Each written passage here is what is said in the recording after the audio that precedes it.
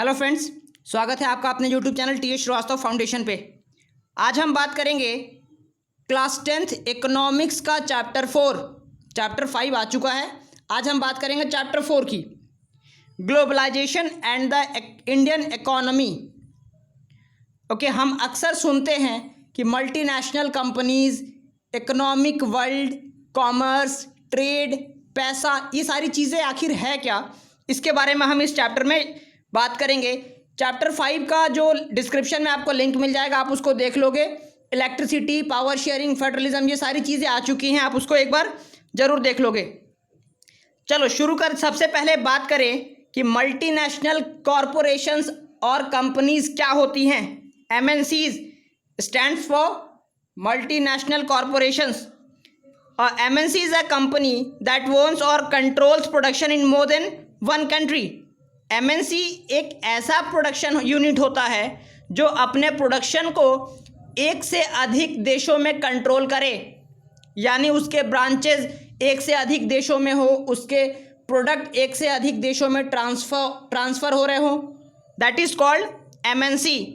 For example McDonald, Tata, Apple, Microsoft, Google, Facebook.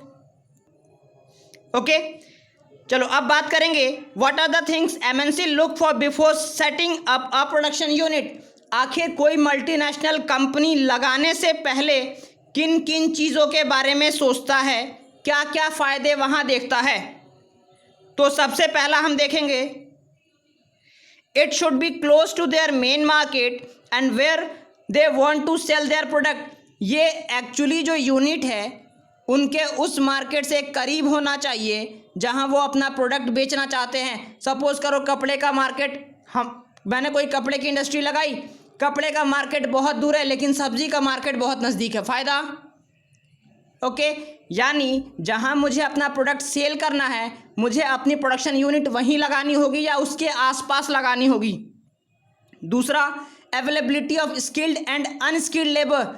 आपको किसी भी प्रोडक्शन यूनिट में दो कैटेगरी के लोग चाहिए होते हैं।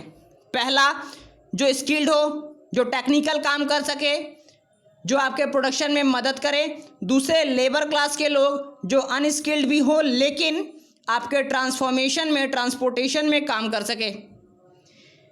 तीसरा है, government policies should be in their interest, यानी गवर्नमेंट तरह तरह की पॉलिसी बनाती है और हर मल्टीनेशनल कंपनीज़ के लिए ये अच्छा होगा कि उस देश में जहां वो अपना प्रोडक्शन यूनिट लगाने वाला है वहां की गवर्नमेंट उनके फेवर में काम करे। ओके, चलिए अब बात करेंगे कि आखिर ऐसे कौन से वेज हैं जिसके थ्रू हम प्रोडक्शन यूनिट को सेटअप करते हैं। Let's look what are the ways to set up a production unit. सबसे पहले कि MNC एक्चुअली क्या करता है कि वो किसी लोकल कंपनी से ज्वाइन करके, शेयरिंग करके प्रोडक्शन का काम करता है। क्लियर। दूसरा क्या करता है कि MNC जो होती है वो किसी लोकल कंपनी को खरीद लेती है, फिर उसमें अपना पैसा इन्वेस्ट करके काम करती है। कई बार ऐसा होता है कि मल्टीनेशनल कंपनी अपने ब्रांड को शेयर करती है छोटे कंपनी से, जिसके कारण छोटे कंपनी का सेल बढ़ता है और बड़े कंपनी का भी वहाँ से फ़ायदा आता है। यानी बड़ी कंपनीज़, MNCs अपना ब्रांड शेयर करती हैं छोटी कंपनी से। दूसरा, छोटी कंपनी को ख़रीद लेती हैं। तीसरा, छोटी कंपनी से शेयरिंग करके काम करती हैं। ओके, चौथा है, एक्चुअली मैंने 3 पॉइंट्स मेंशन किए हैं कि कोई भी मल्टीनेशनल कंपनी जो है वो अपना order small grade production unit को देती है।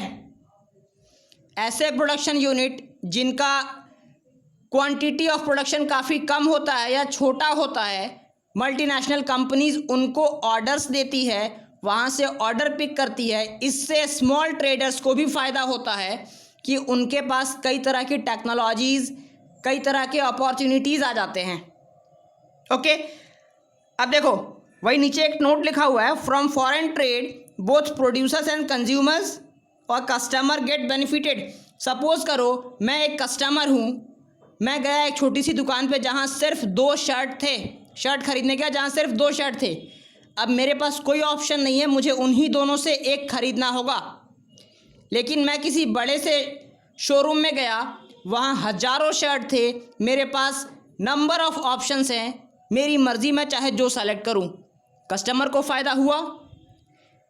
ओके, प्रोड्यूसर को क्या फ़ायदा है कि जैसे वो वैरायटी प्रोवाइड करेगा उसके कस्टमर भी बढ़ेंगे, यानी इंटरनेशनल मार्केट से, फॉरेन ट्रेड से कंज्यूमर और प्रोड्यूसर दोनों को फ़ायदा होता है। अब बात करें आखिर ग्लोबलाइजेशन क्या होता है। सबसे इंपॉर्टेंट टर्म है what is globalisation. Global level पर जब हम कोई ट्रेड करते हैं, ग्लोबल लेवल यानी इंटरनेशनल लेवल पे जब भी हम कोई ट्रेड इंटरनेशनल लेवल पे करते हैं, that is called globalization. Okay, अगर इसको इंग्लिश में बोले, it is a process of rapid integration और inter connection between the countries. Rapid integration और इंटर कनेक्शन बिटवीन कंट्रीज, दो देशों या दो से अधिक देशों में इंटरैक्शंस होते हैं ग्लोबलाइजेशन के कारण। So now discuss what are the causes of globalisation, why globalisation can take place. हम घर में बैठे बैठे ग्लोबलाइजेशन कर सकते हैं क्या? हाँ, बिल्कुल कर सकते हैं। मेरा ये यूट्यूब का वीडियो किसी ने अमेरिका में देखा तो दैट इज ग्लोबलाइजेशन। क्लियर। सबसे पहले बात करें ट्रांसपोर्टेशन की, कोई प्रोडक्ट इंडिया से बाहर गया, बाहर से इंडिया आया, that is globalisation.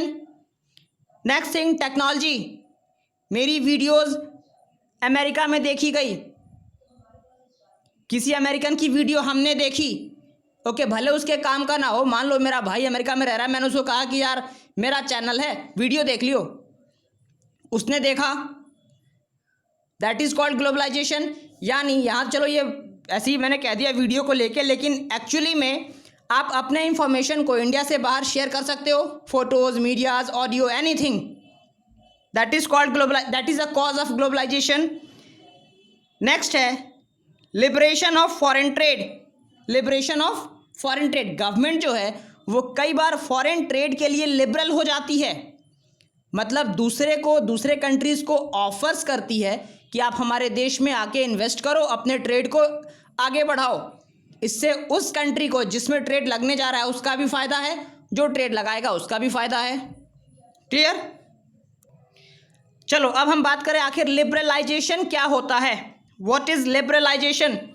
Trade barriers जो लगाए जाते हैं, हर सपोज करो मैं इंडिया का हूँ, मेरा कोई ऐसा प्रोडक्ट है जो काफ़ी बिक सकता है, मैं उसे जाके बाहर के देशों में बेचने लगूं तो बाहर के स्मॉल ट्रेडर्स या फिर जो उस देश का लोकल ट्रेडर है वो तो ख़त्म हो जाएगा। इससे बचने के लिए गवर्नमेंट कुछ ट्रेड बैरियर्स लगाती है। कई बार ये बैरियर्स यूज़फुल होते हैं और कई बार ये बैरियर्स इतने स्ट्रिक्ट हो जाते हैं कि बिजनेसमैन को काफ़ी प्रॉब्लम होती है। इन प्रॉब्लम्स को दूर करने के लिए गवर्नमेंट ने लिबरलाइजेशन शुरू किया, that is removing trade barriers और resistance set by the government. अब ट्रेड बैरियर आखिर क्या होता है।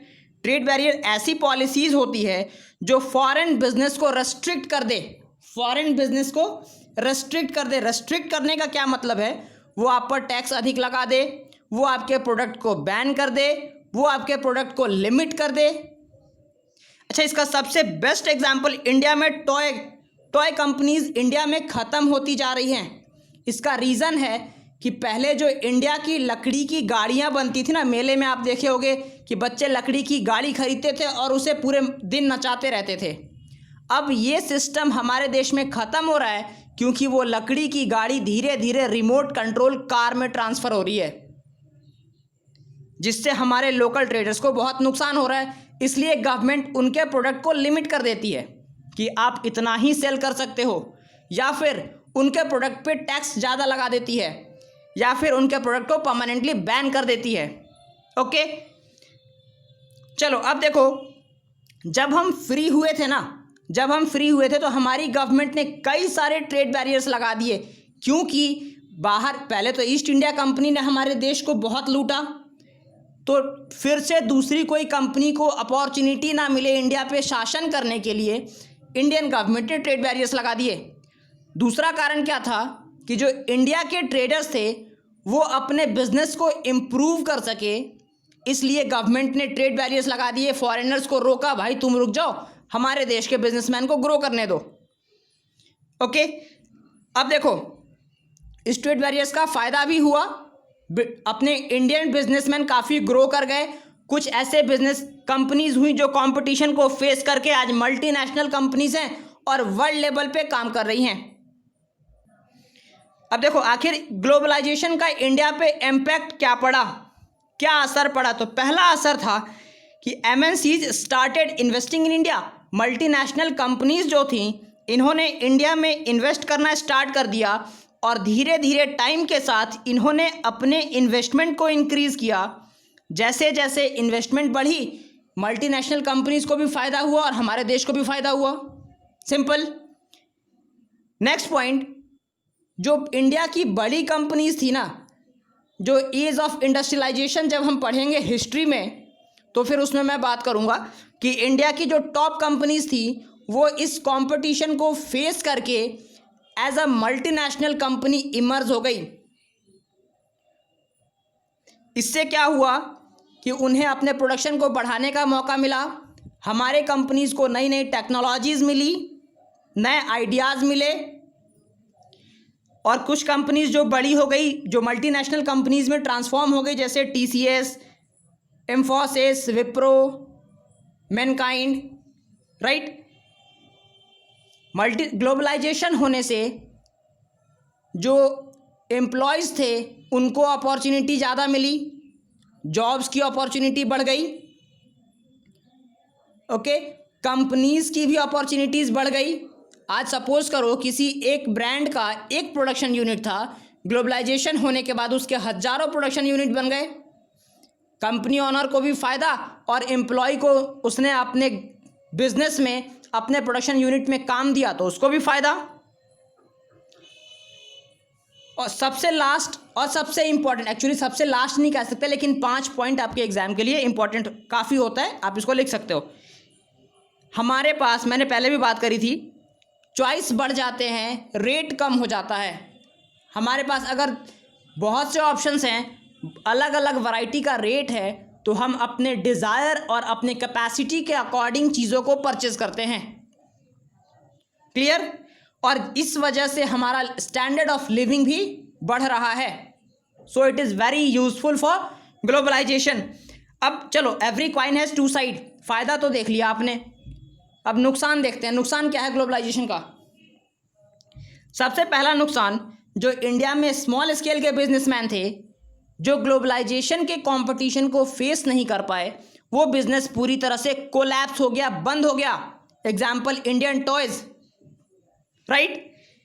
लेबर लॉज जो थे वो काफ़ी फ्लेक्सिबल थे। फ्लेक्सिबल होने के कारण समय समय पे जब मर्जी तब उसमें चेंजेस आते थे, जिस वजह से लेबर्स के फेवर में काम कम होते थे। थर्ड पॉइंट है, डोमेस्टिक प्रोडक्ट जो हमारे देश में था, स्वदेशी प्रोडक्ट्स जो थे जैसे धोती, मटका, ये सारी चीज़ों का प्रोडक्शन और सेलिंग काफ़ी बंद हो गया। क्लियर। खैर अभी तो अपने देश में देश की गवर्नमेंट भी ये कह रही है स्वदेशी अपनाओ। गांधी जी इस बात को फॉलो करते थे, उम्मीद करता हूँ आप सब भी इस बात को फॉलो करोगे। सो अप्लाई नहीं, यूज़ देसी स्वदेशी items and boycott foreign goods. चलो ये तो ड्रॉबैक था। अब एक स्पेशल इकोनॉमिक जोन की बात करते हैं, SEZ, special economic zone. Actually कुछ इकोनॉमिक जोन्स होते हैं जो काफ़ी स्पेशल होते हैं, काफ़ी अच्छे होते हैं। इसमें क्या चीज़ें होती हैं कि इसे स्पेशल कहा गया? तो सबसे पहला कि इसमें वर्ल्ड क्लास की फैसिलिटी होती है, 24 hour electricity, water, transportation, high living standard, everything is there. Okay, everything is there. दूसरा, नो टैक्स फॉर 5 ईयर्स। वहाँ की जो प्रोडक्शन यूनिट थी उसके लिए मतलब इस कैटेगरी में जो प्रोडक्शन यूनिट आती है SEZ, स्पेशल इकोनॉमिक जोन में जो प्रोडक्शन यूनिट आती है उसमें अगले 5 सालों तक कोई टैक्स नहीं लगता। और यहाँ के भी लेबर लॉज फ्लेक्सिबल होते हैं, लेकिन इसमें लेबर लॉज काफ़ी फेवर में बन जाते हैं। फेवर में बनने का मतलब है कि जो भी लॉज बनते हैं वो लेबर के फेवर में बनते हैं, जिस वजह से उनका हरासमेंट नहीं होता। राइट। चलो अब इस चैप्टर के लास्ट टॉपिक पर बात करें कि ग्लोबलाइजेशन को हम और फेयर कैसे बना सकते हैं। कुछ स्टेप्स हैं, उस पर हम बात करेंगे। सबसे पहला स्टेप कि गवर्नमेंट को लेबर्स के लिए फेवरेबल लॉज बनाने चाहिए।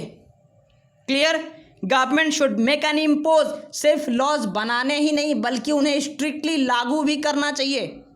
लेबर्स के लिए उनके फेवर के लॉज बनाइए और उसको स्ट्रिक्टली लागू करिए। दूसरा, गवर्नमेंट को स्मॉल प्रोड्यूसर को हेल्प करना चाहिए बाय यूजिंग ट्रेड बैरियर्स। अगर मान लो हमने सारे फॉरेन गुड्स को परमिशेबल करा इंडिया में, तो हमारे इंडियन स्मॉल प्रोड्यूसर्स क्या करेंगे? ओके, इसलिए गवर्नमेंट ट्रेड बैरियर का यूज करके इन स्मॉल ग्रेड प्रोड्यूसर को हेल्प कर सकती है। नेक्स्ट पॉइंट है government can align with other developing countries. देखो कई बार ऐसा होता है कि जो डेवलप कंट्रीज हैं वो डेवलपिंग कंट्रीज पर डोमिनेंट हो जाती हैं। राइट। तो इस डोमिनेंसी को दूर करने के लिए या फिर इस डोमिनेंसी से बचने के लिए 2, 4, 5 डेवलपिंग कंट्रीज आपस में कोलैबोरेशन करके उस डेवलप कंट्री के डोमिनेंसी को रोक सकती है। क्लियर। जैसे हम बात करें वर्ल्ड ट्रेड ऑर्गेनाइजेशन में, जो डेवलपिंग कंट्रीज हैं वो अपने आप में कोलैबोरेट करके जो डेवलप्ड कंट्री हैं उनके डोमिनेंसी को रोक सकती है, उनके प्रोडक्शन यूनिट को अपने देश में कंट्रोल करके अपने देश का प्रोडक्शन यूनिट बढ़ा सकती है। क्लियर। चलिए ये चैप्टर यहाँ फिनिश होता है। मिलते हैं अगले लेक्चर में अगले चैप्टर के साथ। पहले इकोनॉमिक्स और पॉलिटिकल साइंस को हम लोग फिनिश करेंगे। चलिए वीडियो पसंद आई तो लाइक करिए, दोस्तों के साथ शेयर करिए, चैनल को सब्सक्राइब करिए। बाकी वीडियोस आपको लिंक डिस्क्रिप्शन में मिलेंगी, आप चैनल पर विजिट कर सकते हो या लिंक के थ्रू जा सकते हो, उसे ज़रूर देख लोगे। अपना ध्यान रखिए, मिलते हैं अगले एपिसोड में। Bye bye, have a nice day.